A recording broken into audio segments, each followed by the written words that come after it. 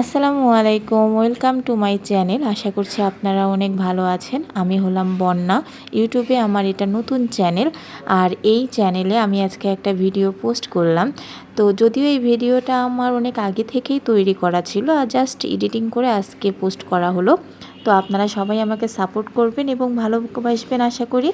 তো চলুন আমার এই প্রথম ব্লগটা শুরু করা যাক। কিন্তু তার আগে আপনাদের সাথে কয়েকজনের পরিচয় করিয়ে দিই। সেটা হচ্ছে এই যে আমার প্রিয় কলিগ শাহনাজ আপু। আমরা কিন্তু এখানে ট্রেনিং করতে আসছি, তো সেই সুবাদে আবার আমাদের সাথে দেখা। আমার ফার্স্ট চাকরি জীবনের শুরুতে যে আপুকে আমি পাইছিলাম তিনি হচ্ছেন এই আপু।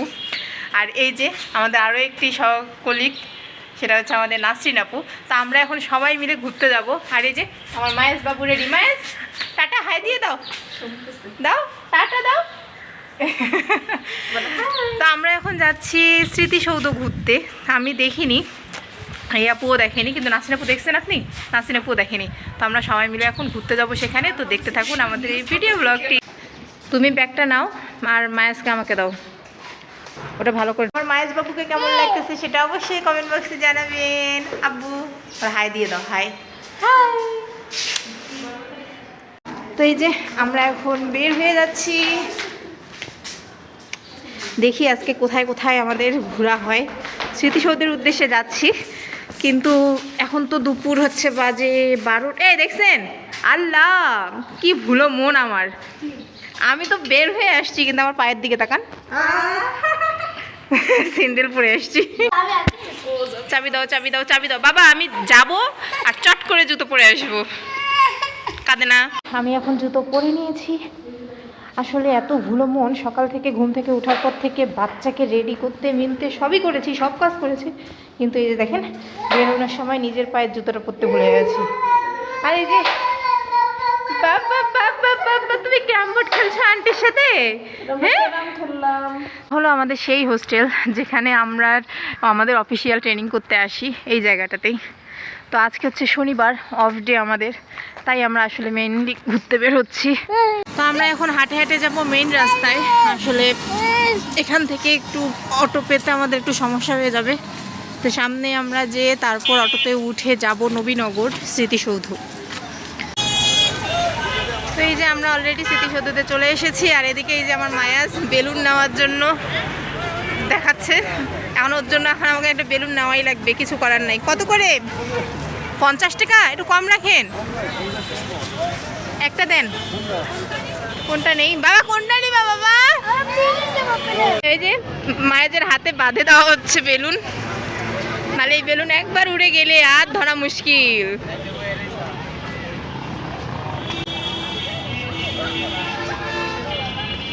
ভালো করে দিয়েন বাঁধে, ও কিন্তু টানে আবার ছিঁড়ে ফেলবে।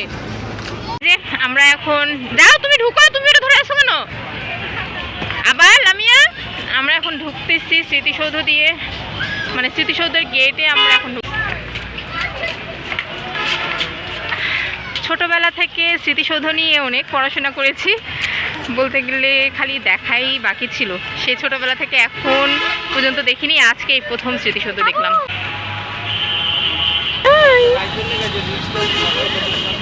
আরে মায়াস বেবি, এদিকে তাকাও।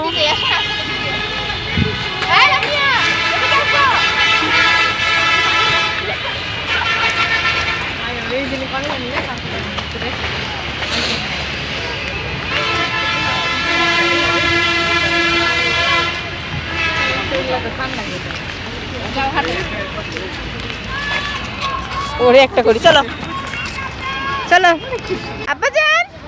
এই যে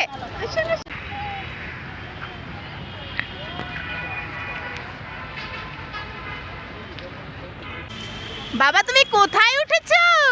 হ্যাঁ, চারপাশে শুধু মানুষ আর মানুষ।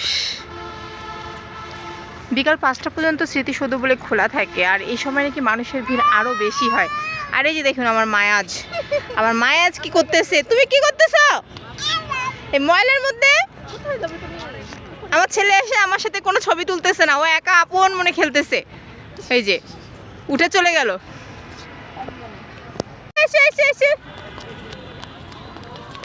মায়াজ, বাবা তুমি এখানে আসি কি খুশি?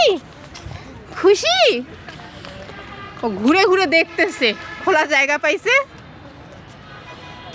এই বাবা আসো আসো, ওদিকে উঠে না। এই যে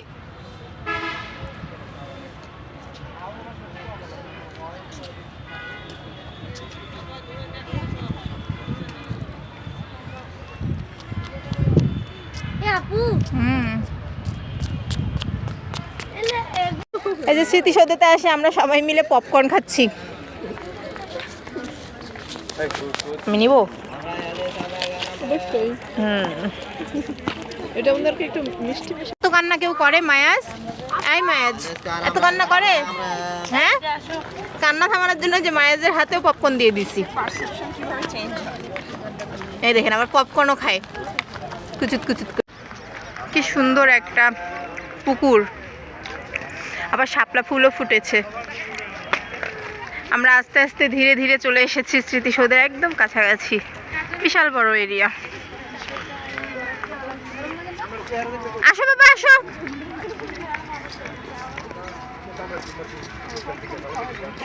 আমার ছেলে হচ্ছে স্বাধীন চেতা মানুষ, ও আপন মনে একা একা ঘুরবে, কোনো ডিস্টার্ব নাই।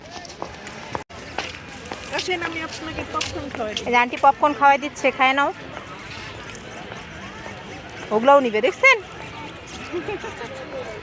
আপনি ওকে একটা দেন ও সব নিয়ে নিবে। ভালো করে ধরো, একসাথে সবগুলো মুখে দিও না। ওর খাওয়ার স্টাইল এটাই, সবগুলো একসাথে মুখে দিবে। এই হলো স্মৃতিসৌধ। ছোটবেলায় যাকে বইয়ের পাতায় দেখেছি পড়েছি, আজ তাকে নিজ চোখে সামনাসামনি দেখতে পাচ্ছি। কত সুন্দর। বাংলাদেশে স্বাধীনতা যুদ্ধের শহীদদের স্মৃতির স্মরণে নির্মিত হয় এই স্মৃতিসৌধ। কানতে কানতে এমন ইয়া হয়। আবার কপালে লাগছে, একটু আগে একটা কপালে লাগে ফুলাইছো। ওর পিছনে পিছনে আমাকে ঘুরতে হবে। মায়ের আব্বু তোমাকে খুব মিস করতেছি গো। তুমি থাকলে মায়াসকে নিয়ে থাকতে আমরা তিনজন মিলে কি সুন্দর ঘুরতাম, কিন্তু এখন আমি একা আর পারতেছি না।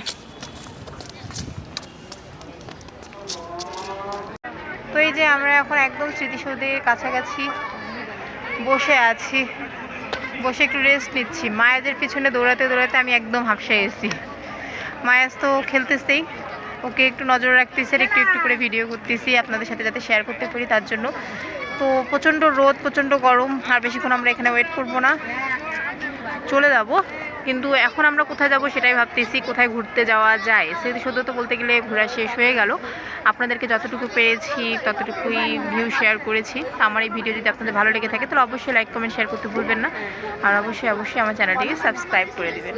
তো ভালো থাকবেন, সুস্থ থাকবেন, আল্লাহ হাফেজ, টাটা টাটা দাও।